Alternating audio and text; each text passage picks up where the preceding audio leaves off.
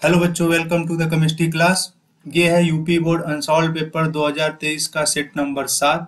पिछले 6 लेक्चर में हमने 6 सेट देखे थे। तो स्टार्ट करते हैं सबसे पहले सेट नंबर 7 का क्वेश्चन नंबर 1 का ख से। तो सबसे पहला क्वेश्चन है कि 3 ग्राम एसिटिक अम्ल 80 ग्राम बेंजीन में विलयन है, तो विलयन की मोललता क्या होगी। तो विलयन की मोललता का फार्मूला आता है m बराबर W बटा यम इंटू विलायक का भार जो होता है वो केजी में होता है। तो 3 ग्राम दिया हुआ मोललता निकालेंगे यहाँ से। 3 ग्राम भार हो गया विलेय का। और ये जो एसिटिक अम्ल है, तो एसिटिक अम्ल का फार्मूला होता है CH3COOH। इसका हम अणु भार निकालेंगे तो ये 60 आएगा। तो यहाँ रख देंगे 60। विलायक का भार केजी में यहाँ 80 ग्राम दिया है, तो 80 बटा हो जाएगा 1000। एक जीरो से एक जीरो कट गया, यहाँ से एक जीरो से एक जीरो। ये ऊपर चला जाएगा तो हो जाएगा ऊपर 30 और नीचे हो जाएगा 6, और ये 6 5 30। अब यहाँ पे बना 5/8, इसको डिवाइड करेंगे तो ये लगभग 0.6, और यहाँ पे 2 बचा, 8 दूना 16, 8 4 वो 5, 0.645 मोल पर केजी। ऑप्शन नंबर हो जाएगा सी। अगला है कि एक प्रथम कोटि की एक अभिक्रिया के लिए वेग स्थिरांक 2 × 10⁻³ सेकेंड इनवर्स है, तो इस अभिक्रिया की अर्धायु क्या होगी।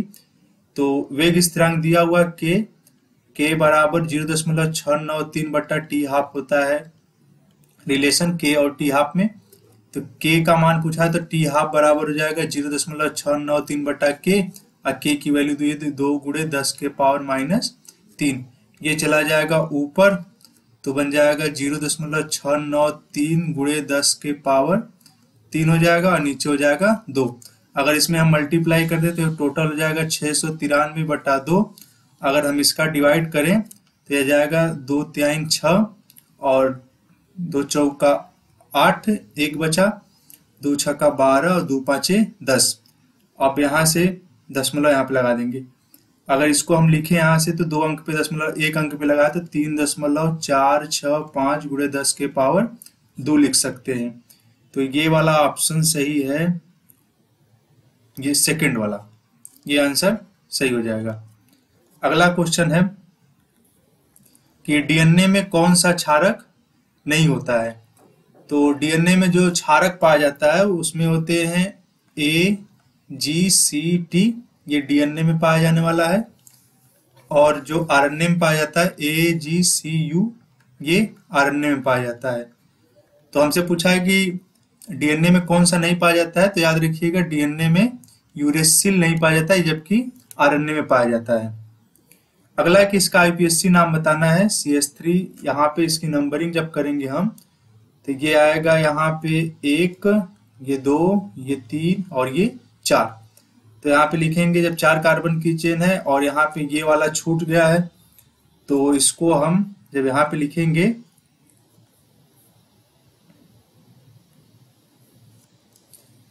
3-मेथिल, 4 कार्बन की चेन है तो लिखेंगे ब्यूट, या ब्यूटेन भी लिख सकते हैं, ब्यूटेन। और 2 नंबर पे ऑल है तो लिख देंगे 2 ब्यूटेनॉल भी लिख सकते हैं, चाहे ब्यूट 2 ऑल भी लिख सकते हैं। अगले सवाल की तरफ चलते हैं। अगला क्वेश्चन है कि पूछा हुआ कि हिंसबर्ग अभिकर्मक क्या होता है। तो हिंसबर्ग अभिकर्मक का नाम होता है बेंजीन सल्फोनिल क्लोराइड, जिसका फार्मूला था C6H5SO2Cl, और इसका स्ट्रक्चर होता है C6H5, यहाँ S और ऊपर डबल बॉन्ड हो, नीचे भी डबल बॉन्ड हो, और यहाँ पे L। इसका नाम है बेंजीन सल्फोनिल क्लोराइड। अगला है कोल्डाउस का नियम। ये सेट नंबर 4 या 5 में भी आ चुका है पहले भी। तो कोल्डाउस का नियम होता है कि किसी अनंत तनुता पर या अनंत तनुता पर किसी दुर्बल विद्युत अपघट्ट की मोलर चालकता, जैसे यहाँ पे हम ले लेते कोई दुर्बल विद्युत अपघट्ट एसिटिक अम्ल, अनंत तनुता पे इसकी मोलर चालकता इसके धनायन मतलब और ऋणायन की मोलर चालकताओं के योग के बराबर होता है। यहाँ पे लिख देंगे इनफाइनाइट, और प्लस यहाँ पे H+, यहाँ भी इनफाइनाइट। यही होता है कोल्डाउस का नियम। अगला पूछा कि इसके अनुप्रयोग। तो इसके अनुप्रयोग है कि वियोजन स्थिरांक ज्ञात करने में और किसी दुर्बल विद्युत अपघट्ट की मोलर चालकता ज्ञात करने में। तो ये पिछले सेट में भी आ चुका है, तो वहां से भी इसको देख सकते हैं। अगला सवाल दिया हुआ है कि एक विद्युत अपघट्य है जो 2 ग्राम को 50 ग्राम बेंजीन में घोलने पर इसके हिमांक में 0.4 केल्विन की कमी हो जाती है। तो हिमांक अवनमन स्थिरांक जिसका दिया हुआ है, तो विलेय का हमसे मोलर द्रव्यमान मतलब अणु भार पूछा हुआ है। तो स्मॉल डब्ल्यू का मान दिया हुआ है 2 ग्राम और कैपिटल डब्ल्यू का मान दिया हुआ है 50 ग्राम। और उसके बाद है यहाँ पे डेल्टा टीएफ की वैल्यू दी हुई है 0.4 केल्विन और यहाँ पे केएफ की वैल्यू दी हुई है 5.12 केल्विन किग्रा पर मोल। हमसे यम पूछा हुआ है, तो यम बराबर हम फार्मूला जानते हैं, यम बराबर 1000 गुणे केएफ इंटू छोटा डब्ल्यू बटे delta TB into capital W. यम बराबर 1000, केएफ की वैल्यू हो गई 5.12 और स्मॉल डब्ल्यू की वैल्यू है 2, नीचे है 0.4 और यहाँ पे है 50। ये इसको काटेंगे तो ये 2 बार में कट जाएगा, 0.2 बार में। ये इसका गुणा करेंगे तो ये 1 हो जाएगा और डायरेक्टली हम इसका यहाँ पे गुणा कर देते हैं, तो ये बन जाएगा लगभग 512, इसका हो जाएगा ग्राम पर मोल। ये आंसर हो जाएगा। अगले सवाल की तरफ चलते हैं। यहां से मतलब इसको ये नीचे वाला जो है यहाँ पे 10 आएगा तो 1 0 से 1 0 कट जाएगा, तो कंफ्यूज मत होइए कि यहाँ पे सिर्फ 100 का मल्टीप्लाई 5.12 में करेंगे तो इसका आंसर आ जाएगा 512। आंसर मैच करा लीजिएगा। अगला सवाल पूछा है कि कारण सहित स्पष्ट कीजिए कि NiCl4 पे 2 माइनस है अनुचुंबकीय है, जबकि NiCO4 जो है वो प्रतिचुंबकीय, जबकि दोनों चतुष्फलकीय है। मतलब चतुष्फलकी का मतलब यह है कि दोनों का संकरण sp3 है या तो dsp2 है। तो यहां से अगर हम निकाले निकिल वाले का, तो NiCl4 के ऊपर है 2 माइनस। जब यहां से इसका ऑक्सीडेशन नंबर निकालेंगे तो निकिल का मान लेंगे x, 1 Cl का -1 होता है तो इसका हो जाएगा -4 बराबर -2, तो x बराबर आ जाएगा +2। तो सबसे पहले हम निकिल का करेंगे इलेक्ट्रॉनिक विन्यास, फिर उसके बाद +2 का। जब इसका करेंगे तो आएगा 3d8 और यहाँ पे लास्ट में 4s0। ध्यान से देखेंगे यहाँ पे 3d8 है तो d वाले में हमको 5 कक्षक बनाना है, 1 2 3 4 5 भरना हुंड के नियम अनुसार, 1 2 3 4 5 6 7 8। अब ध्यान से देखेंगे यहाँ पे 2 नंबर ऑफ अनपेयर्ड इलेक्ट्रॉन बचे हुए हैं, बट जो Cl होता है एक वीक लिगेंड है। तो वीक लिगेंड क्या करता है कि अनपेयर्ड इलेक्ट्रॉन को पेयर नहीं करा पाता है। तो Cl का इस अणु मतलब जो अयुग्मित इलेक्ट्रॉन है इस पे कोई भी इफेक्ट नहीं पड़ेगा, ये अयुग्मित ही रहेंगे। अयुग्मित होने की वजह से इसको हम अनुचुंबकीय बोलते हैं, इसीलिए NiCl4 जो है अनुचुंबकीय है। अब देखते हैं यहाँ पे NiCO4 में क्या है कि NiCO4 में देखेंगे तो यहाँ पे इसका जो निकिल का ऑक्सीडेशन नंबर है वो 0 है।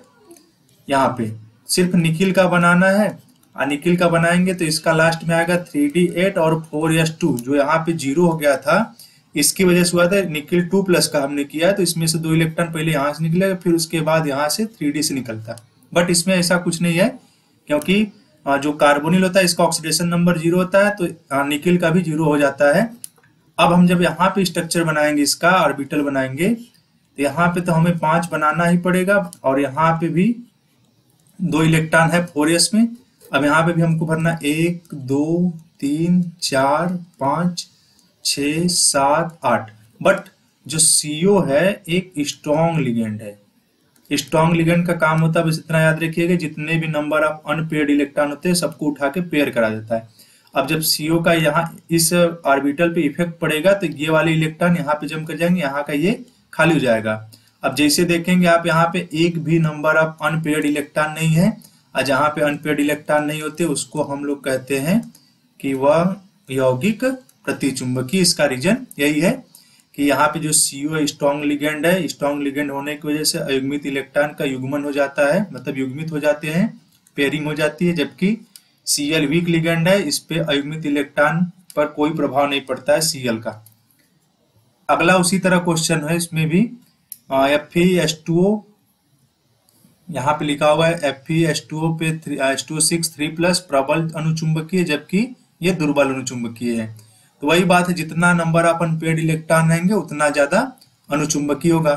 तो इसे जब लिखेंगे हम तो Fe पे 3 प्लस है H2O, इनके बाहर हो गया 6 और यहाँ पे 3 प्लस। जब यहाँ से इसका निकालेंगे ऑक्सीडेशन नंबर तो यहाँ पे ये H2O का 0 होता है बराबर +3, तो X बराबर बस +3 ही रह जाएगा। और जब Fe का इलेक्ट्रॉनिक विन्यास करेंगे तो इसका आता है 4s2 3d6, ये हालांकि इधर रहेगा बाहर, ऐसे भी लिख सकते हैं। तो Fe3 प्लस का जब करेंगे तो 2 इलेक्ट्रॉन पहले यहाँ से निकलेगा और फिर 1 इलेक्ट्रॉन D में से निकलेगा, तो हो गया 3d5। अब 3d5 हो गया तो जब हम यहाँ पे बनाएंगे इसका कक्षक 1 2 3 4 5, सभी में 1 1 इलेक्ट्रॉन भर जाएगा। अब ध्यान से देखेंगे इसमें नंबर ऑफ अनपेयर्ड इलेक्ट्रॉन 5 है। उसी तरह इसका जब हम बनाएंगे FeCN6 के बाहर इसके ऊपर 3 माइनस है, यहाँ भी इसका 3 ही प्लस है और यहाँ भी नंबर ऑफ अनपेयर्ड इलेक्ट्रॉन है। लेकिन यहाँ पे ध्यान से देखेंगे तो ये जो H2O है ये वीक लिगेंड होता है और जो Cn है ये आपको याद रखना पड़ेगा, जो Cn है एक स्ट्रॉन्ग लिगेंड है। अभी हमने पीछे देखा था कि जितने भी स्ट्रॉन्ग लिगेंड होते हैं अनपेयर्ड इलेक्ट्रॉन को उठा के पेयर्ड कराते हैं। जब यहाँ पे अगर Cn का इफेक्ट पड़ेगा तो कुछ हमको कक्षक कैसा दिखाई देगा, 1 2 3 और यहाँ के 2 इलेक्ट्रॉन, एक इसमें आ गया एक इसमें। अब ध्यान से देखेंगे नंबर ऑफ अनपेयर्ड इलेक्ट्रॉन यहाँ पे सिर्फ 1 है, इसीलिए बोल सकते हैं कि जो ये ऊपर वाला है ये प्रबल अनुचुंबकीय, क्योंकि अनपेयर्ड इलेक्ट्रॉन यहाँ 5 है। ये वाला भी अनुचुंबकीय है बट ये दुर्बल अनुचुंबकीय है। आई होप ये क्लियर हो गया होगा। अगला क्वेश्चन है कि पॉलीपेप्टाइड क्या है, उदाहरण से समझाइए। तो जब 2 या 2 से अधिक एमिनो एसिड एक दूसरे से जुड़ते हैं और प्रोटीन का निर्माण करते हैं तो उनके बीच बने बंध को हम पॉलीपेप्टाइड कहते हैं। जैसे सपोज दैट हमारे पास एक एमीन है NH2 एमिनो एसिड है, यहाँ पे R बना देते हैं और यहाँ पे H और यहाँ पे CH, ये एमिनो एसिड का एक यूनिट हो गया।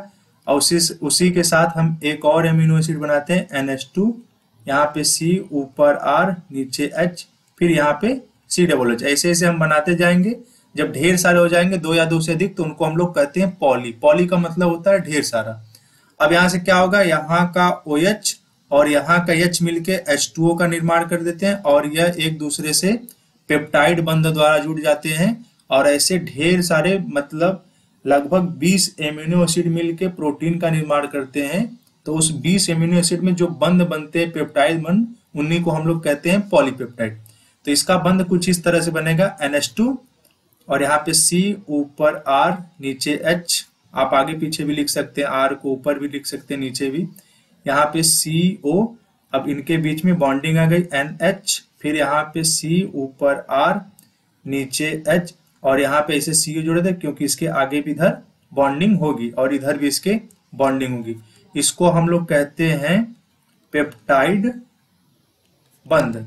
और जब ढेर सारे ऐसे बंध हो तो उनके आगे बस यहाँ पे लगा देंगे पॉलीपेप्टाइड। लगभग 20 एमिनो एसिड मिला के एक प्रोटीन का निर्माण करते हैं। पेप्टाइड बंध को हम एक और नाम से जानते हैं, एमाइड बंध के नाम से भी जानते हैं। अगला सवाल है चौथा का क कि 0.05 मोल प्रति लीटर NaOH विलयन के कॉलम का व्यास 2 सेंटीमीटर एवं लंबाई 100 सेंटीमीटर है। तो विलयन की कॉलम का विद्युत प्रतिरोध दिया हुआ है 5.55 × 10⁻³ ओम। इसकी प्रतिरोधकता, चालकता एवं मोलर चालकता की गणना करना है। तो मोलर चालकता तक हम तभी पहुंच सकते हैं जब उसका हमें विशिष्ट चालकता पता हो। तो विशिष्ट चालकता निकालने के लिए हमें विशिष्ट प्रतिरोध निकालना पड़ेगा और प्रतिरोधकता को ही हम लोग विशिष्ट प्रतिरोध कहते हैं। तो आइए देखते हैं कि सबसे पहले इसमें दिया क्या हुआ है। तो इसमें C का मान दिया सांद्रता, जिसको हम मोलरता भी कहते हैं, C बराबर 0.05 मोल प्रति लीटर। आगे दिया हुआ कि कॉलम का व्यास D बराबर 2 सेंटीमीटर, तो हम R निकाल लेंगे तो 1 सेंटीमीटर आ जाएगा। लंबाई बराबर है यहाँ पे 100 सेंटीमीटर और R बराबर दिया हुआ प्रतिरोध का मान 5.55 × 10⁻³ ओम। तो सबसे पहले हम इसकी प्रतिरोधकता निकालेंगे। तो हम एक रूल जानते हैं, R बराबर रो इंटू L/A। इसी रो को हम लोग प्रतिरोधकता भी कहते हैं और विशिष्ट प्रतिरोध भी कहते हैं। अब क्या करेंगे यहाँ से कि यहाँ से अगर रो बराबर फार्मूला बनाए तो R into A by L. अब जैसे कोई कॉलम का व्यास है, कॉलम का मतलब अगर बैटरी की बात कर रहा हो तो इस तरह से होगा पाइप की जैसा। ध्यान से सामने की पाइप देखेंगे तो आपको एक वृत्त दिखाई देगा, जो वृत्त का क्षेत्रफल होता है पाई आर स्क्वायर होता है। तो यहाँ पे ए बराबर रख देंगे हम पाई आर स्क्वायर, तो रो बराबर हो जाएगा आर की वैल्यू दी हुई 5.55 गुणे 10 के पावर 3 और ए की वैल्यू रख देंगे पाई आर स्क्वायर तो 22/7 और यहाँ से हमने आर रख रखा है तो एक का स्क्वायर एक ही होता है और नीचे ये 100 है। यहाँ से 2 जीरो से 2 जीरो कट गया। अब यहाँ पे ऊपर बचा 5.55 गुणे 22/7। अब इसको सॉल्व करेंगे तो यहाँ से हमें रो की वैल्यू आएगी, तो इसकी वैल्यू लगभग आएगी वही 174.42 के करीब आएगी और इसका मात्रक होता है ओम इंटू सेंटीमीटर। यहाँ से इसका मात्रक बना सकते हैं आप फार्मूले से। अगला हमसे पूछा हुआ चालकता, तो चालकता निकालने के लिए हम क्या करेंगे, बस 1/r कर देंगे। एक में हमें 5.55 गुणे 10 के पावर 3 का भाग दे देंगे, चालकता निकल जाएगा। तो आप खुद से करिएगा, जितना आएगा आंसर कमेंट में करके जरूर बताइएगा। अगला पूछा उसी में है कि मोलर चालकता, तो मोलर चालकता निकालने से पहले हमको विशिष्ट चालकता पता होनी चाहिए क्योंकि फार्मूले में होता है। तो देखेंगे उसको कि होता क्या है इसका फार्मूला। तो मोलर चालकता का जो फार्मूला होता है लेमडा एम बराबर होता है 1000 गुणे कप्पा, इसको कहते हैं, अपॉन सी। तो हमें तो सी पता है और 1000 की वैल्यू मतलब 1000 तो दिया हुआ, के हमको पता, कप्पा हमको पता करना है। तो कप्पा निकालने के लिए हमको क्या करना पड़ेगा, कप्पा बराबर एक फार्मूला और होता है 1/रो। अभी हमने रो की वैल्यू निकाल रखी है। अगर हम यहाँ से 1/174.42 करेंगे तो इसकी वैल्यू लगभग निकल के आएगी, अगर पूरा कैलकुलेशन किया जाए तो आएगा 0.0057338, इतना करेंगे। अब ये वैल्यू उठा के हम यहाँ पे रख देते हैं। तो लेमडा एम बराबर 1000 गुणे 0.0057338 और बट्टा सी की वैल्यू है 0.05, ये क्वेश्चन में दिया हुआ है। यहाँ से इसको सॉल्व करने के बाद गुणा भाग करेंगे तो इसकी वैल्यू लगभग 114.7 के करीब आएगी और इसका मात्रक होता है ओम इनवर्स सेंटीमीटर स्क्वायर और मोलरता का इनवर्स हो जाता है, जिसको हम मोल इनवर्स के नाम से भी जानते हैं। ये हो गया हमारा आंसर। अगले सवाल की तरफ चलते हैं। अगला सवाल पूछा हुआ हमसे कि फ्रुक्टोज की संरचना बताना है, सूत्र लिखना है फ्रुक्टोज का संरचना सूत्र, और यह ग्लूकोज की संरचना से कैसे भिन्न है। तो फ्रुक्टोज की संरचना का सूत्र लिखना है, तो फ्रुक्टोज का संरचना सूत्र बनाएंगे तो इसमें इसको हम कीटोज के नाम से भी जानते हैं। तो इसका फार्मूला हो जाएगा CH2OH, यहाँ पे C डबल बॉन्ड हो, यहाँ पे CH और इधर इसके होता है OH, यहाँ पे फिर CHOH और फिर यहाँ पे CHOH और फिर उसके बाद CH2OH। ये वाला ग्रुप इसमें होता है जिसे हम कीटोज भी कहते हैं, क्योंकि इस ग्रुप को हम कीटोन कहते हैं। पूछा है कि यह ग्लूकोज से कैसे भिन्न है, तो ग्लूकोज का संरचना सूत्र बता देंगे और इसको बोल देंगे इसमें एल्डिहाइड समूह पाया जाता है CHOH और यहाँ पे OH रहता है और इधर H रहता है, फिर यहाँ पे CH, इधर OH और यहाँ पे फिर CHOH और फिर उसके बाद CHOH और नीचे होता है CH2OH। इसको हम यहाँ पे ये एल्डिहाइड समूह, इसीलिए इसका नाम हम एल्डोज भी रखते हैं। तो बोल देंगे इसमें कि फ्रुक्टोज में कीटोन समूह पाया जाता है जबकि ग्लूकोज में एल्डिहाइड समूह पाया जाता है। अगला क्वेश्चन है कि निम्न यौगिकों को युगलों में विभेद करने के लिए रासायनिक परीक्षण दीजिए। तो हमें समीकरण बताना है कि द्वितीयक और तृतीयक एमीन को हम कैसे लिखेंगे, और फिर उसके बाद मेथिलेमीन और डाइमेथिलेमीन, तीसरा वाला है एथिलेमीन और एनिलीन। तो सबसे पहले जो द्वितीयक और तृतीयक एमीन है इसे हम हिंसबर्ग अभिकर्मक से इसे हम विभेद कर सकते हैं। तो आइए देखते हैं कैसे करेंगे विभेद। तो सबसे पहले लिख लेंगे हम कोई द्वितीय के मीन या तृतीय के मीन, हमसे जो भी पूछा था, तो द्वितीय के मीन से स्टार्ट करते हैं। तो यहाँ पे CH3 और यहाँ पे NH और इधर भी लिख लेते हैं CH3। इनकी क्रिया करा देते हैं हम बेंजीन सल्फोनिल क्लोराइड के साथ। अब क्या होगा, इसको हम हिंसबर्ग अभिकर्मक भी कहते हैं, यहाँ पे लिख दे रहे हैं हिंसबर्ग अभिकर्मक। तो अब क्या करता है, हमको पता है कि एमीन में नाइट्रोजन के ऊपर होता है लोन पेयर। अब यहाँ पे यस पे देखेंगे, इधर इसके इलेक्ट्रोनिगेटिविटी है, इधर भी है, तो इसके ऊपर आ जाता है पार्शियल का पॉजिटिव चार्ज और इधर हो जाता है क्लोरीन पे पार्शियल का निगेटिव चार्ज, क्योंकि अपना इलेक्ट्रॉन खींचने लगता है, क्योंकि सबसे अच्छा लिविंग ग्रुप है जहां पे स्टेरिक हिंडनेस ज्यादा होती है, सबसे पहले क्लोरीन छोड़ के भागता है। अब ये क्या करेगा, जैसे इसको यहाँ पे इलेक्ट्रॉन डिफिशियंट सेंटर देखेगा, मतलब जहां पे इलेक्ट्रॉन की कमी है, ये नाइट्रोजन अपना इलेक्ट्रॉन इनको डोनेट कर देगा। और जैसे ही डोनेट करेगा कुछ इस टाइप का स्ट्रक्चर बनाएगा, CH3, यहाँ पे N, ऊपर यहाँ पे H कर देते हैं, यहाँ पे भी CH3 कर देते हैं, और यहाँ पे SO2, और यहाँ से Cl हटा के यहाँ पे इस बार इसको C6H5 देते हैं, और ये अपना इलेक्ट्रॉन डोनेट किया तो नाइट्रोजन के ऊपर आ गया प्लस चार्ज। तो नाइट्रोजन प्लस रखता नहीं, तो ये हाइड्रोजन का इलेक्ट्रॉन अपनी तरफ शिफ्ट करा लेगा, और जैसे अपनी तरफ शिफ्ट कराएगा H पे आएगा पॉजिटिव चार्ज, और यहाँ से हमको Cl निकला ही था, तो H और Cl मिलके बना लेंगे HCl। अब ध्यान से देखेंगे, यहाँ पे क्या बना, CH3, और यहाँ पे C, और यहाँ पे CH3, और सॉरी यहाँ पे N रहेगा, और यहाँ पे S डबल बॉन्ड हो, नीचे भी डबल बॉन्ड हो, और C6H5। अब यहाँ पे क्या करेंगे कि अगर इसकी क्रिया अगर हम सॉल्ट से कराएं, सॉल्ट बनाने के लिए अगर हम इसकी क्रिया NaOH के साथ करा दें, तो इसके पास कोई भी हाइड्रोजन नहीं दिखाई दे रहा, तो ये आगे क्रिया ही नहीं करेगा। इसका मतलब ये जो भी बना है सॉल्ट नहीं बनाएगा, सॉल्ट नहीं बनाएगा तो इसका मतलब यह अविलेय है, जो भी कंपाउंड बनाया है बट अविलेय, इनसॉल्युबल है। उसी तरह अगर हम 3 डिग्री में देखें, जो तृतीय केमिन था, तो तृतीय केमिन में यहाँ पे CH3, यहाँ पे भी CH3, और यहाँ पे N रहेगा, यहाँ पे भी CH3, इनके पास है लोन पेयर। अब यहाँ भी वही काम होगा, C6H5, यहाँ पे SO2, और यहाँ पे Cl। अब ये फिर से अपना इलेक्ट्रॉन खींचेगा, यहाँ पे माइनस और यहाँ पे प्लस, ये अपना इलेक्ट्रॉन इनको डोनेट करेगा, तो कुछ स्ट्रक्चर हमारा ऐसा बनेगा, CH3, N, ऊपर भी CH3, नीचे भी CH3, और इसके ऊपर आ गया पॉजिटिव चार्ज, और यहाँ पे हो गई bonding S double bond O, यहाँ भी डबल बॉन्ड O, और इधर की साइड हो गया C6H5, Cl छोड़ के जा चुका है।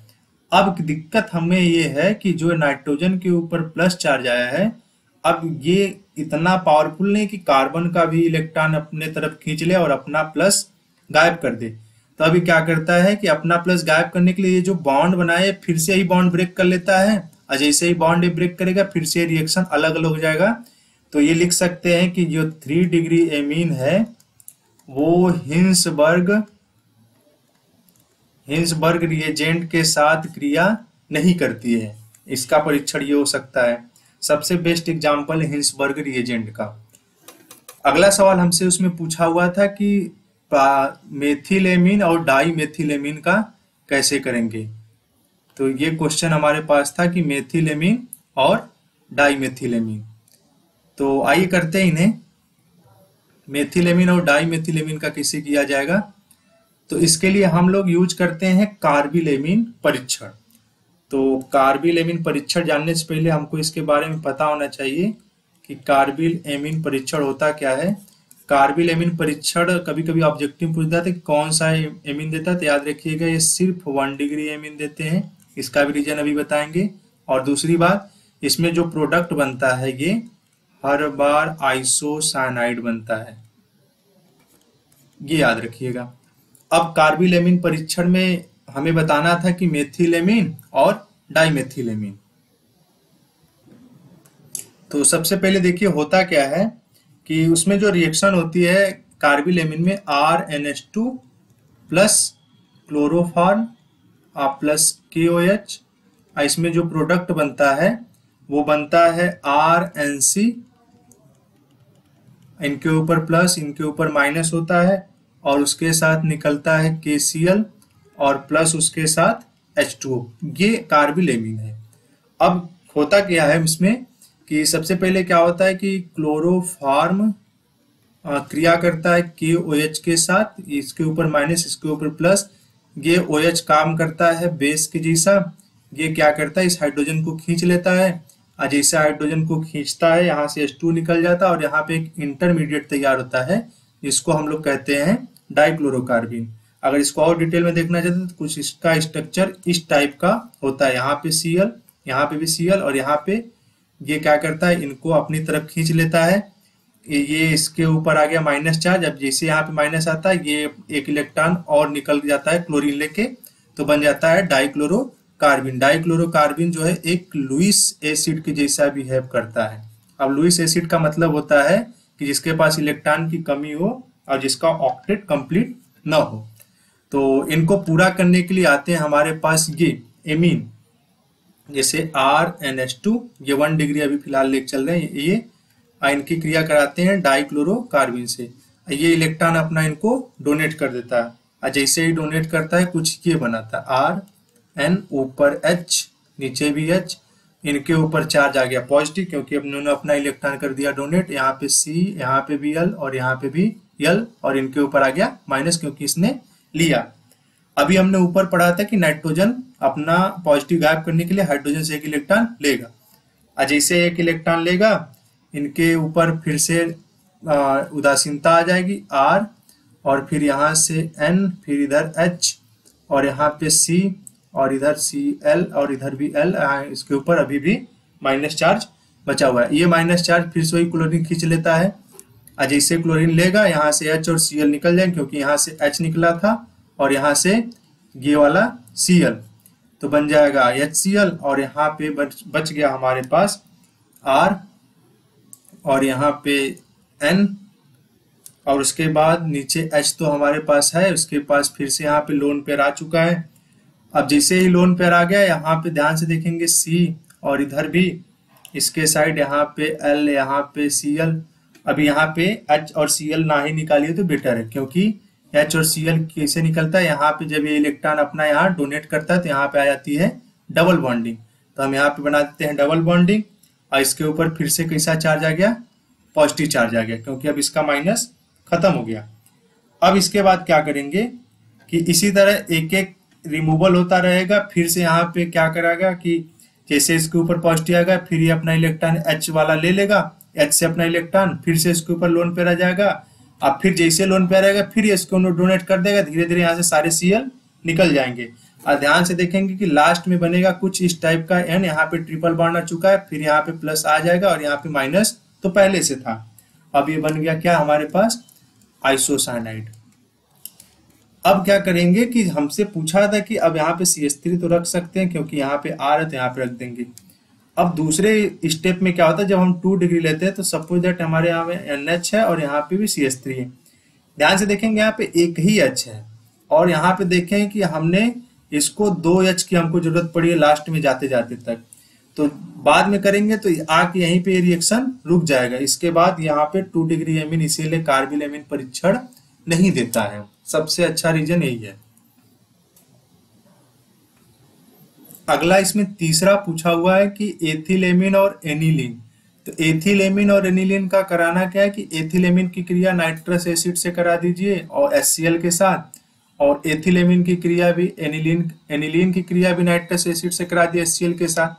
तो उसमें हम नोटिस करेंगे यहाँ पे कि जो एथिल एमीन होता है C2H5NH2 की क्रिया करा दीजिए NaNO2 के साथ और HCl के साथ, तो बन जाएगा यहाँ से C2H5OH और N2 गैस बाहर निकल गई।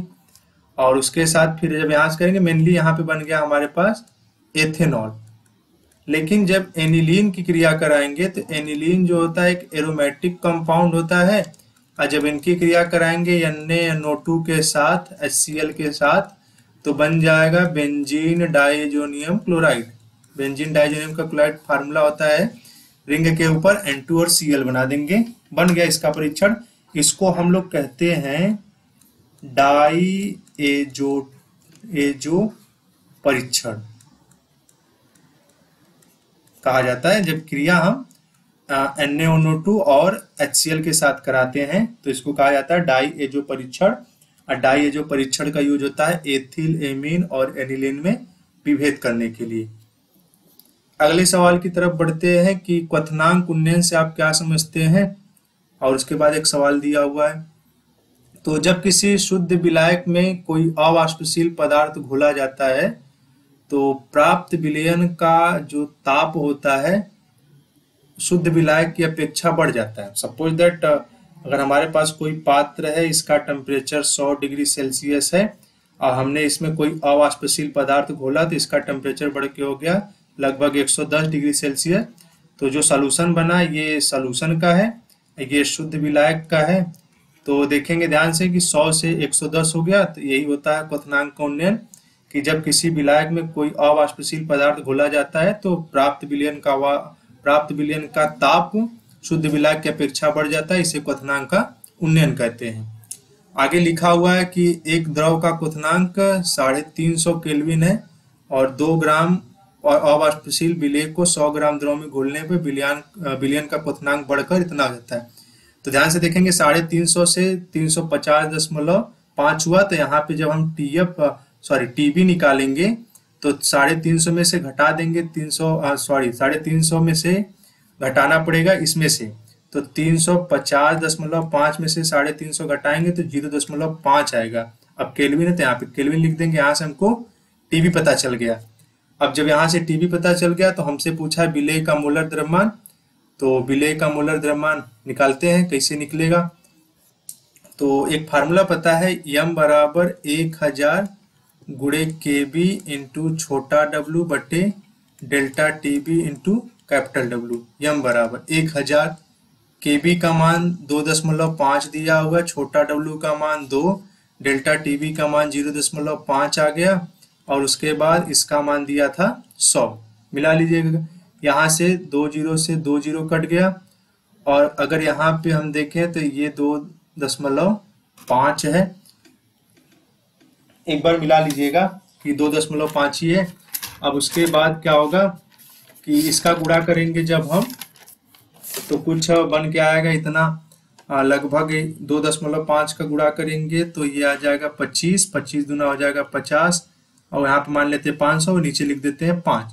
ये लगभग आएगा कट के, तो इस लगभग 100 आ जाएगा m ग्राम पर मोल। ये आंसर हो गया हमारा 100। अगला क्वेश्चन है कि अभिक्रिया की कोटि से आप क्या समझते हैं। तो अभिक्रिया की कोटि का डिफिनेशन होगा कि किसी वेग समीकरण में प्रयुक्त सांद्रता पदों के घातों के योग को अभिक्रिया की कोटि कहते हैं। अगला कि प्रथम कोटि अभिक्रिया और शून्य कोटि की अभिक्रिया में क्या अंतर है, तो दोनों की परिभाषा लिख देंगे, अंतर हो जाएगा। और इसमें लिख देंगे कि जो प्रथम कोटि की अभिक्रिया होती है प्रारंभिक सांद्रता पर निर्भर नहीं करती है, जबकि शून्य कोटि वाली करती है। अगला है कि स्थिर आयतन पर N2O5 के प्रथम कोटि तापीय वियोजन, इसका आंकड़ा दिया हुआ है कि एक रिएक्शन है हमारे पास। ये क्वेश्चन थोड़ा सा टिपिकल है, थोड़ा टफ जा सकता है बट उतना भी कठिन नहीं कि ना, ये उसने बैलेंस करके दे रखा है यहाँ पे कुछ ऐसा रिएक्शन। तो हम वही पुराना वाला मेथड लगाएंगे जैसे हम लोग करते आए कि अगर T बराबर 0 है तो इसको हम लोग मान लेते हैं इसका प्रेशर PI है, I का मतलब इनिशियल का मतलब प्रारंभिक, और यहाँ पे हम मान लेते हैं कि अभी रिएक्शन स्टार्ट नहीं हुआ है। अब जैसे यहाँ पे दिखा कि T बराबर 100 सेकेंड है तो यहाँ पे इसका मोल ध्यान दीजिएगा, यहाँ पे भी 2 लिखा, यहाँ पे भी 2, तो इसका मतलब यहाँ से कुछ घटेगा तब तो उधर बढ़ेगा, तो P - 2x और यहाँ पे हम लिख देंगे 2x, यहाँ पे x बस लिखेंगे क्योंकि इसका एक ही मोल है। तो जब हम यहाँ से टोटल मोल निकालेंगे PT निकाल लेते हैं, सबको जोड़ दीजिए, PI - 2x + 2x + x, 2x से 2x कट गया तो PT बराबर आ जाएगा PI + x, तो x बराबर आ जाएगा PT - PI। यहाँ से इसका मान हम निकाल के रख लेंगे।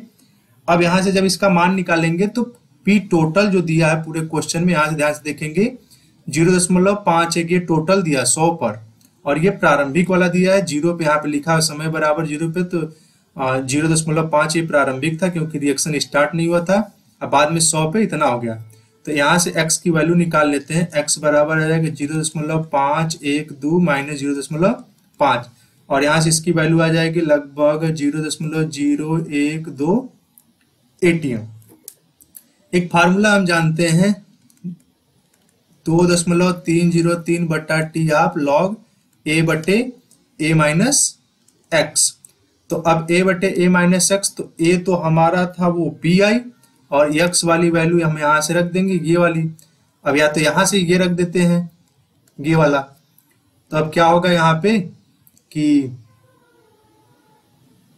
वही चीज है, ये ऊपर वाला तो इनिशियल होता है और नीचे वाला फाइनल होता है, बस यहाँ पे टर्म बदला हुआ था। अगर यहाँ से k बराबर इसके लिए बनाए तो 2.303 बटा टी लॉग, और यहाँ से देखेंगे ये वाला इनिशियल है और ये वाला फाइनल है, तो यहाँ पे लिखेंगे पी आई बटे पी आई माइनस 2x।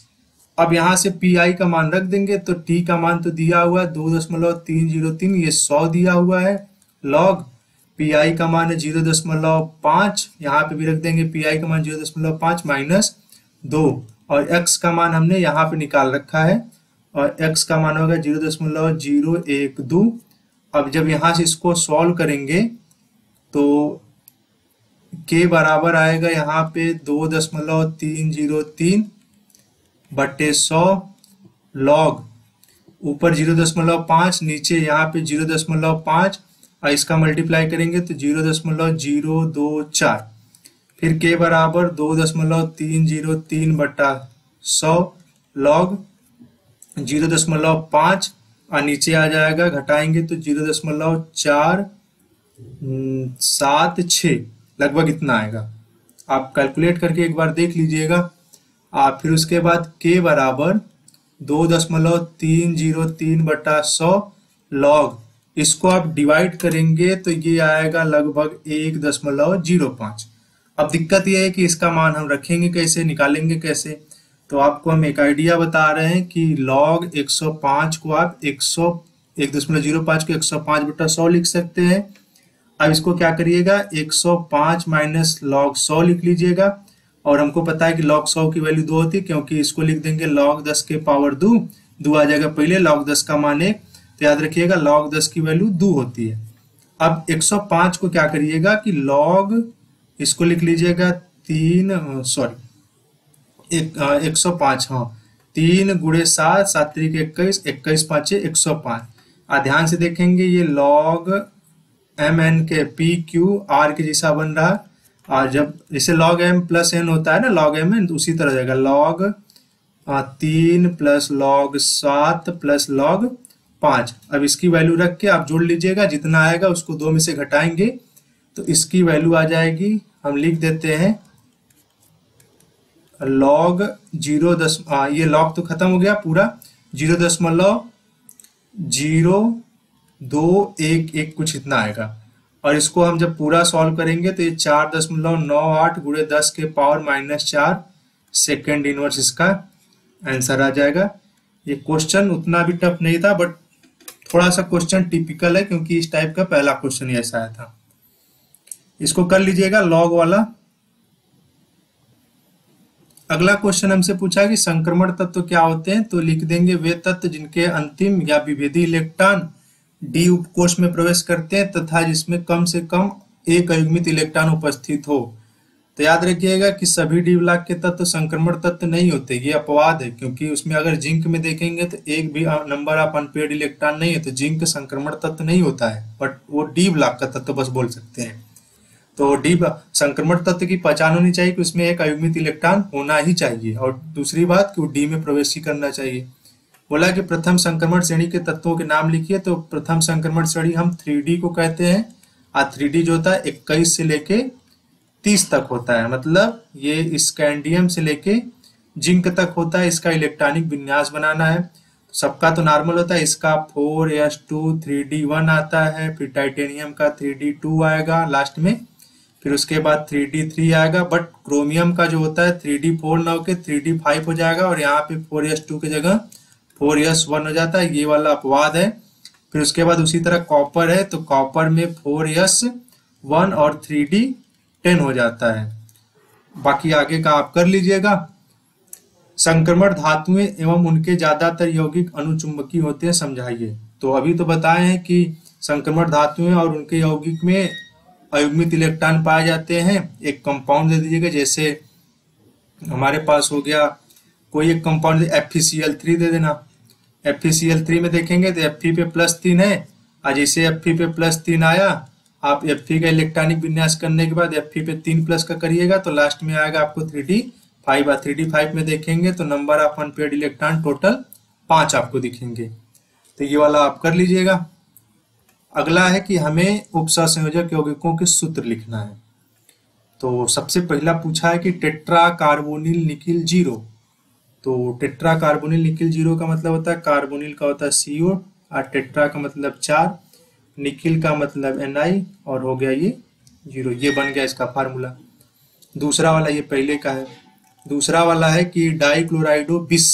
तो डाइक्लोराइडो का मतलब होता है Cl2, और बिस का मतलब यहाँ पे En के लिए हम लोग 2 के लिए ही बिस का यूज करते हैं, तो बिस हो जाएगा यहाँ पे, तो En का हो जाएगा ट्वाइस। और फिर उसके बाद है कोबाल्ट। तो कोबाल्ट हम यहाँ लिख लेंगे, और यहाँ पे इसके इस साइड रहेगा क्योंकि यहाँ पे कोबाल्टेट होता तो इधर कुछ होता, तो क्लोराइड यहाँ बना देंगे। थर्ड आ रहा है तो ध्यान से देखेंगे, इसका -2 इसका -1, इसका मतलब ये सही है। अगला है कि पेंटाएमीन कार्बोनेटो कोबाल्ट। पेंटाएमीन मतलब होता है NH3 के बाहर 5, कार्बोनेटो का मतलब CO3, कोबाल्ट का मतलब CO। अब ब्रैकेट कर देंगे बंद, और यहाँ पे लिख देंगे Cl। ऑक्सीडेशन नंबर ऑटोमेटिक -3 आएगा, क्योंकि यहाँ पे -2 है, यहाँ पे -1 -2 और -1 -3, और उस पर जाएगा तो x बराबर +3 बन जाएगा। अगला है चौथा वाला कि टेट्राएमीन एक्वा क्लोराइडो। तो टेट्राएमीन का मतलब हो गया NH3 के बाहर 4, एक्वा का मतलब हो गया H2O, क्लोराइडो का मतलब हो गया Cl, और यहाँ पे लिखा हुआ है कोबाल्ट, और इसके बाहर लगा देंगे कितने क्लोराइड, हमें 2 लगाना पड़ेगा क्योंकि हमको चाहिए कितना 3, तो 3 चाहिए, तो यहाँ पे -1, तो इसका मतलब यहाँ पे -2 रखना पड़ेगा, क्योंकि 2 लगाएंगे तभी तो -2 आएगा। ये इसका सूत्र बन गया। अब चलते हैं अगले सवाल की तरफ। अगला हमसे ऑर्गेनिक का IPSC नॉमेनक्लेचर पूछा है, तो हम लोग इसको पहले एक्सपेंड करके लिखते हैं। CH3 दिया हुआ है, और यहाँ पे CH डबल बॉन्ड CH, फिर यहाँ पे CH, और इसको हम अगर ऐसे लिखें यहाँ पे CH3 और यहाँ पे Br। तो जब इसकी नंबरिंग करेंगे तो इधर से देखेंगे 1 2 3 4 5, तो नंबरिंग तो हम यहीं से करेंगे 1 2 3 4 और 5, क्योंकि इधर से कर रहे थे तो डबल बॉन्ड 3 नंबर पे आ रहा था, तो हम प्रियोरिटी डबल बॉन्ड को देते हैं इस ब्रोमो के आगे भी। इसका नाम जब हम लिखेंगे तो इसका नाम आएगा 4 ब्रोमो, और फिर उसके बाद 5 कार्बन की चेन है तो पेंट, और 2 नंबर पे डबल बॉन्ड है तो पेंट 2 इन बन गया, या 2 पेंटिन भी कर सकते हैं। ये अगला वाला क्वेश्चन है। यहाँ पे इसको हम अगर लिखें C, और यहाँ पे 3 बार CH3 है, और फिर उसके बाद यहाँ पे CH2, और फिर उसके बाद Br। तो नंबरिंग तो यहीं से स्टार्ट होगी, क्योंकि यहाँ से 1 2 3, तो यहाँ से लिखेंगे क्योंकि ब्रोमो पहले आता है, तो 1 ब्रोमो, और फिर उसके बाद देखेंगे 2 डाई मिथाइल, 3 कार्बन की चेन है तो इसको लिख देंगे प्रोपेन। अगला है ये वाला क्वेश्चन। ये वाला क्वेश्चन थोड़ा सा हार्ड है, बट यहाँ पे देखेंगे इसकी नंबरिंग, अगर हम इसको I को यहाँ पे लिख दें तो कोई दिक्कत नहीं, यहाँ से उठा के बस यहाँ पे लिख दें। तो जब नंबरिंग करेंगे यहाँ से तो आएगा, नंबरिंग करते हैं इधर से 1 2 3 4 5 और 6। अब ये वाला बच गया तो पूरा का पूरा प्रोपिल बन गया, क्योंकि इधर भी 6 ही होता। तो 3 नंबर पे यहाँ 2 नंबर पे मेथिल है 2 बार, और यहाँ पे 4 नंबर पे आयोडो है। तो सबसे पहले लिखेंगे हम 4 आयोडो, क्योंकि अल्फाबेट में चलेंगे 4 आइडो। फिर यहाँ पे देखेंगे 2 डाई मिथाइल या मेथिल। फिर उसके बाद देखेंगे 3 पे प्रोपिल है, क्योंकि 3 कार्बन उधर, यहाँ पे 3 कार्बन को हम प्रोपिल कहते हैं। 6 कार्बन की चेन है तो इसे हम हेक्सेन कहेंगे। अगला सवाल है कि यहाँ पे C है, इधर CH3 और इधर भी CH3 और नीचे Br लगेगा और सामने की तरफ CH2 और CH2। इसको हम ऐसे लिख सकते हैं। तो नंबरिंग करेंगे तो यहाँ से नंबरिंग होगा 1 2 3 और 4। 2 नंबर पे ब्रोमो और 2 ही नंबर पे है मिथाइल। 4 कार्बन की चेन को कहते हैं ब्यूटेन। अगला है यहाँ पे C, इधर भी CH3 और यहाँ भी CH3 और यहाँ भी CH3 और यहाँ पे Cl। इसको हम ऐसे लिख सकते हैं। अब यहाँ पे नंबरिंग करेंगे तो ध्यान से देखेंगे 1 2 3। नॉर्मल कहीं से भी नंबरिंग करेंगे 3 ही कार्बन, ये 2 नंबर पे ये बन गया, ये 2 नंबर पे ये, तो लिखेंगे 2 क्लोरो 2 मेथिल। 3 कार्बन की चेन को कहते हैं प्रोपेन। ये हो गया आपका IUPAC। अब चलते हैं अगले रिएक्शन की तरफ। अथवा में करके दिया हुआ है कि कारण सहित समझाइए कि अल्कोहल तथा KI की अभिक्रिया में H2SO4 का उपयोग नहीं करते हैं। तो इसका आंसर लिख सकते हैं कि जो RX होता है, मतलब सॉरी जो ROH होता है, उनकी क्रिया अगर हम KI से इसलिए नहीं कराते हैं क्योंकि जो H2SO4 है वो एक तरह का ऑक्सीकारक है, तो इनका करा देता ऑक्सीकरण। जब भी ये बनेगा RI तो इनका बन जाएगा ऑक्सीकरण, लेकिन हमें यहाँ पे इसके स्थान पे कोई गैर ऑक्सीकारक यूज करना है, जैसे हम लोग फास्फोरिक एसिड का यूज कर सकते हैं H3PO4। ये अभिक्रिया प्रीफर करेगी। ROH की क्रिया अगर हम KI से कराएं तो H2SO4 की उपस्थिति में नहीं करा सकते, क्योंकि बस ये लिख देंगे कि जो सल्फ्यूरिक अम्ल होता है एक ऑक्सीकारक होता है। ऑक्सीकारक न लेके कोई गैर ऑक्सीकारक लेंगे जो ऑक्सीकरण की क्रिया न कराता हो। अगला पूछा है कि हैलो एल्केन की KCN के साथ अभिक्रिया कराने पर मुख्य उत्पाद एल्किल साइनाइड बनता है, जबकि AgCN की अभिक्रिया करने पर आइसोसाइनाइड बनता है। तो इसका बस छोटा सा रीजन है कि जो KCN है एक आयनिक यौगिक है और जो AgCN है वो एक सहसंयोजक यौगिक है। तो सहसंयोजक यौगिक क्या होता है कि बेसिकली यहाँ पे जब KCN को आप ब्रेक करेंगे तो K प्लस और CN पे माइनस।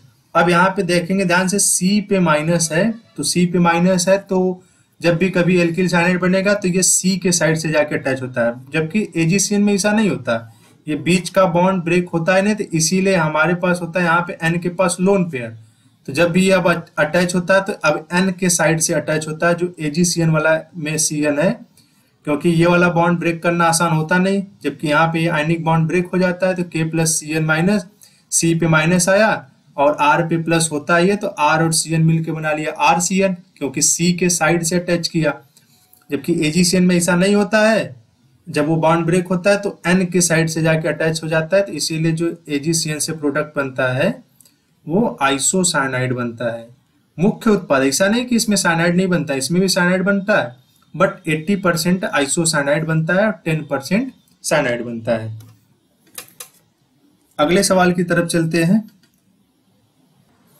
अगला क्वेश्चन है कि क्लोरीन यद्यपि एक इलेक्ट्रॉन आहरण का मतलब होता है खींचने वाला समूह है, फिर भी यह एरोमेटिक इलेक्ट्रॉन रागी प्रतिस्थापन अभिक्रिया आर्थोपैरा निर्देशक है।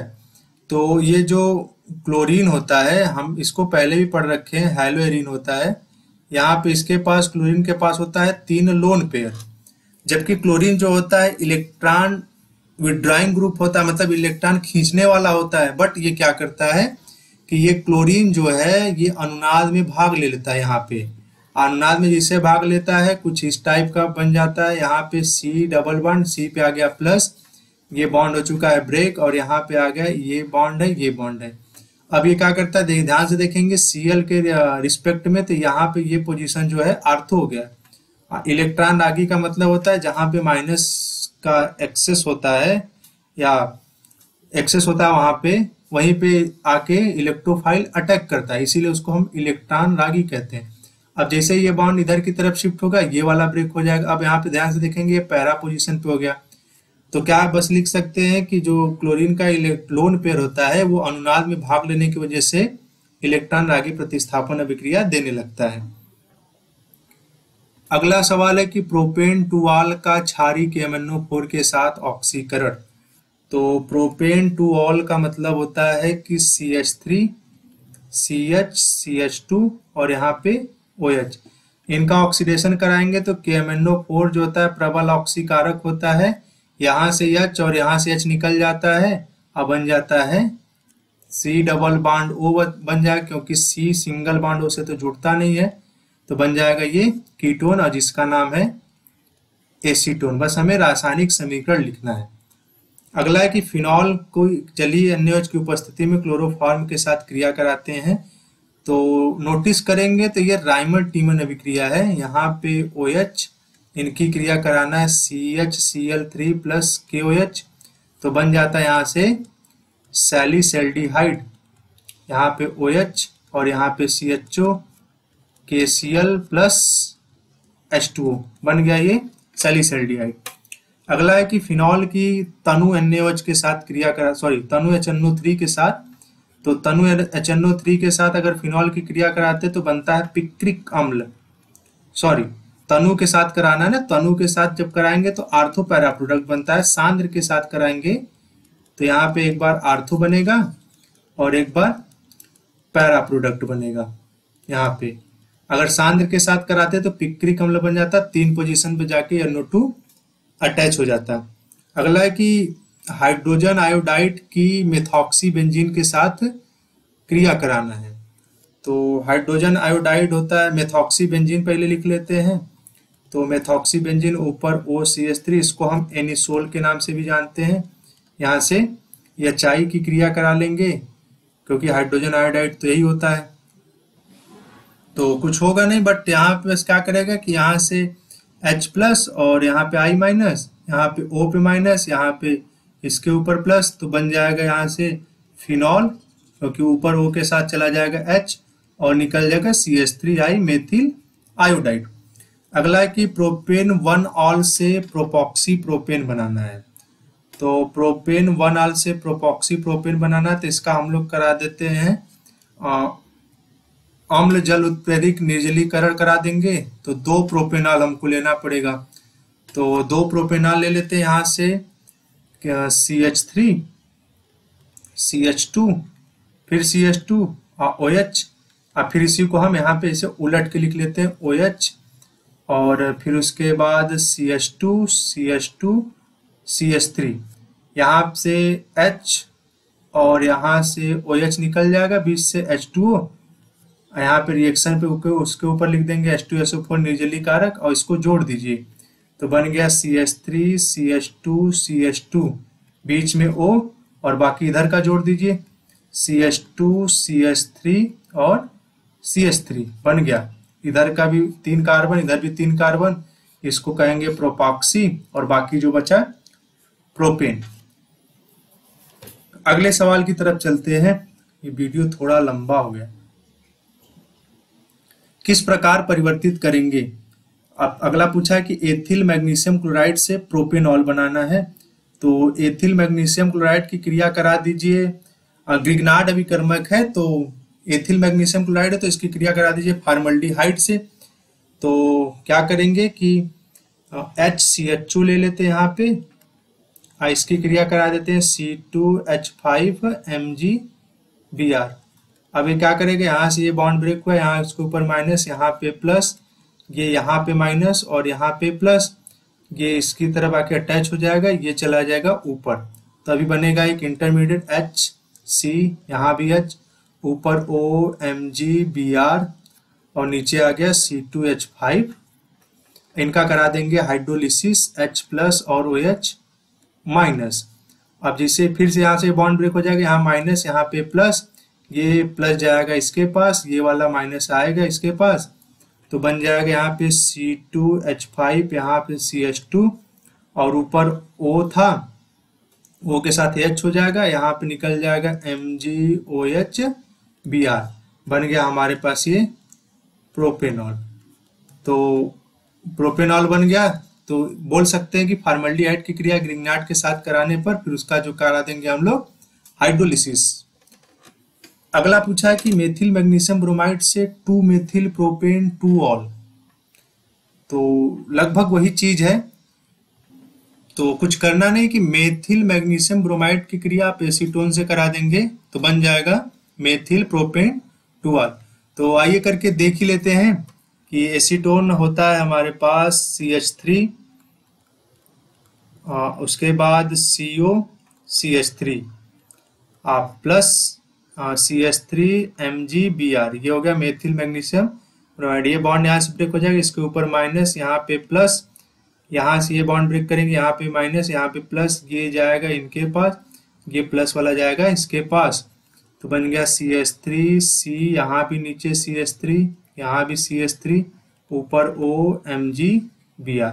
इनका करा देंगे हाइड्रोलिसिस, H प्लस और OH माइनस, यहाँ से ये बॉन्ड ब्रेक हो गया, यहाँ पे माइनस और यहाँ पे भी प्लस, ये वाला माइनस जाए, ये प्लस जाएगा O के पास और बाकी जो बचा उसको MgOH Br के रूप में निकाल देते। CH3, यहाँ पे C, यहाँ पे भी CH3, यहाँ पे CH3 और ऊपर आ गया OH। इसका नंबरिंग करेंगे तो 1 2 3, 2 नंबर पे मेथिल और प्रोपेन 2 ऑल तो है, तो 2 मेथिल और 2 प्रोपेनॉल बोल सकते हैं, ये हो गया। अगला वाला है कि बेंजिल अल्कोहल से बेंजोइक अम्ल बनाना है, तो बेंजिल अल्कोहल से बेंजोइक अम्ल बनाने के लिए डायरेक्ट हम ऑक्सीडेशन कराएंगे। तो बेंजिल अल्कोहल का जो फार्मूला होता है वो रिंग के ऊपर ऐसे रिंग बना हुआ है बेंजीन का, और इसके ऊपर हम CH2OH लिख देंगे, इसका हम डायरेक्ट ऑक्सीडेशन करा देंगे KMnO4 के साथ, ये बीच का दोनों हाइड्रोजन गायब हो जाएगा और दोनों हाइड्रोजन गायब हो जाएगा, उसको भरने के लिए चला जाएगा एक ऑक्सीजन, बन गया बेंजोइक अम्ल डायरेक्ट। अगला सवाल था कि फिनॉल से पिक्रिक अम्ल और प्रोपेन 2 ऑल का निर्जलीकरण कराना है।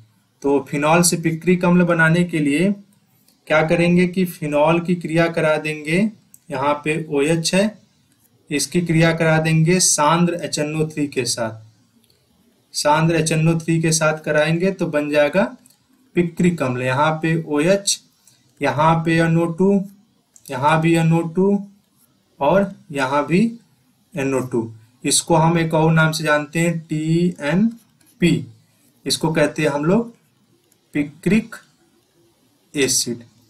अगला है कि प्रोपेन 2 ऑल का निर्जलीकरण कराना है, तो वही जो कीटोन बना था अभी इसके पहले, तो यहाँ पे CH, यहाँ पे CH3, ये है प्रोपेन 2 ऑल। निर्जलीकरण का मतलब होता है कि जल का निकलना, तो हमें बस निर्जलीकरण कराना, ना कि ऑक्सीडेशन। तो यहाँ से क्या होगा कि ये वाला, इसको हम यहाँ पे ऐसे लिखते हैं CH2H, ये वाला बॉन्ड इधर की तरफ शिफ्ट हो जाएगा, और जैसे इधर की तरफ शिफ्ट होगा डबल बॉन्ड, यहाँ से OH निकल जाएगा तो बन जाएगा यहाँ से H2O। निर्जलीकरण का मतलब होता है जल का निकलना, और यहाँ पे CH3 CH, बीच में आ गया डबल बॉन्ड CH2, इसको हम लोग कहते हैं प्रोपीन। तो यहाँ पे आ जाएगा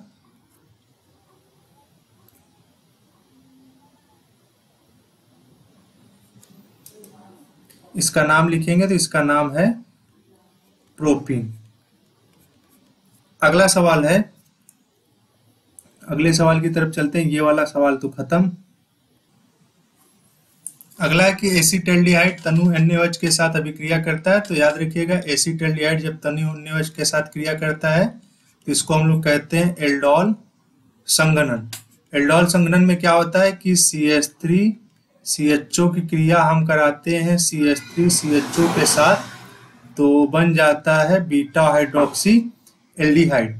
तो ये होता किसे है, यहाँ पे लिखेंगे CH3, ऊपर इधर H, यहाँ पे CHO, और इसको हम ऐसे लिखते हैं, यहाँ पे H और यहाँ पे CHO, तो बन जाता है यहाँ पे ये बॉन्ड यहाँ से ब्रेक हो जाता है, ये चला जाता है इनके पास, और ये वाला डायरेक्ट आके जुड़ जाता है, तो बन जाता है CH3, ऊपर OH और यहाँ पे CH, फिर यहाँ CH2 और CHO। तो इसको कहते हैं हम लोग अल्फा, इसको कहते हैं बीटा। इसका नाम एक और है बीटा हाइड्रोक्सी एल्डिहाइड या 3 हाइड्रोक्सी ब्यूटेनॉल भी कहते हैं। अगला कि एसीटोन को ठोस बेरियम हाइड्रोक्साइड के साथ गर्म करते हैं। तो याद रखिएगा, एसीटोन को ठोस बेरियम हाइड्रोक्साइड के साथ गर्म करने का मतलब है ये उसी के जैसा, बट इसका नाम कीटोल संघनन है। कीटोल संघनन में क्या होता है कि एसीटोन की क्रिया एसीटोन के साथ ही कराई जाती है, प्लस CH3 CO CH3। अब यहाँ से क्या होता है कि यहीं से एक H यहाँ से निकलता है, यहाँ पे आके जुड़ जाता है और बाकी सब जैसे था वैसे रख देंगे। CH3 यहाँ पे C ऊपर OH, ये वाला सामने वाला CH3 इसे नीचे कर देते हैं और सामने से ला के CH2 और C double bond O CH3 जोड़ देते हैं, बन गया। यहाँ पे देखेंगे ध्यान से, ये अल्फा ये फिर बीटा, यहाँ पे बीटा हाइड्रोक्सी कीटोन कहते हैं इसको। अगला कि फॉर्मल्डिहाइड सांद्र NaOH के साथ क्रिया करता है। तो फॉर्मल्डिहाइड जब सांद्र NaOH के साथ क्रिया करता है तो इसको हम लोग कहते हैं कैनिजारो अभिक्रिया। तो कैनिजारो अभिक्रिया में फॉर्मल्डिहाइड का एक बार ऑक्सीकरण होता है, दूसरी बार अपचयन होता है। ऑक्सीकरण में जो अम्ल बनता है उस संगत लवण में कन्वर्ट हो जाता है। मतलब कि HCHO की क्रिया अगर HCHO के साथ कराएं तो एक HCHO का बन जाएगा मेथिल अल्कोहल CH3OH और दूसरे HCHO का बन जाएगा HCOO बन जाएगा। अगला है कि एसिटिक अम्ल एथेनॉल के साथ H2SO4 की उपस्थिति में क्रिया करता है। तो H2SO4 तो एक निर्जलीय कारक है, तो एथेनॉल किसकी उपस्थिति में कराना है कि एसिटिक अम्ल एथेनॉल के साथ क्रिया करता है। तो यहाँ पे लिखेंगे CH3COOH और इसकी क्रिया कराना है एथेनॉल से C2H5OH। तो यहाँ से OH और यहाँ से H निकल जाता है तो बन जाता है CH3COOC2H5। इसका नाम, इसको ये तो बन गया एस्टर और इसका नाम है, इधर पीछे साइड से पढ़ते हैं, इसका नाम एथिल एथेनोएट है या तो एथिल एसीटेट भी बोल सकते हैं। अगला सवाल है कि एसिटेल्डिहाइड जब फेनिलहाइड्राजीन के साथ क्रिया करता है तो फेनिलहाइड्राजोन बन जाता है। तो एसिटेल्डिहाइड जो इसको हम ऐसे लिख सकते हैं CH3CH, यहाँ पे डबल बॉन्ड बना देते हैं। और फेनिलहाइड्राजीन, तो फेनिलहाइड्राजीन का फार्मूला होता है NH2NH2, तो हाइड्राजीन होता है। फेनिलहाइड्राजीन में एक H हटा के वहां पे फेनिल जोड़ देंगे C6H5। यहाँ से O और यहाँ से बीच से यहाँ से निकल जाता है H, तो बन गया CH3CH डबल बॉन्ड और यहाँ पे NNH और C6H5, ये बन गया फेनिल हाइड्राजोन। अगला सवाल है लास्ट कि कोल्बे विद्युत अपघटन, ये पहले भी पढ़ा रखे हैं, एल्डोल अभी बताए हैं।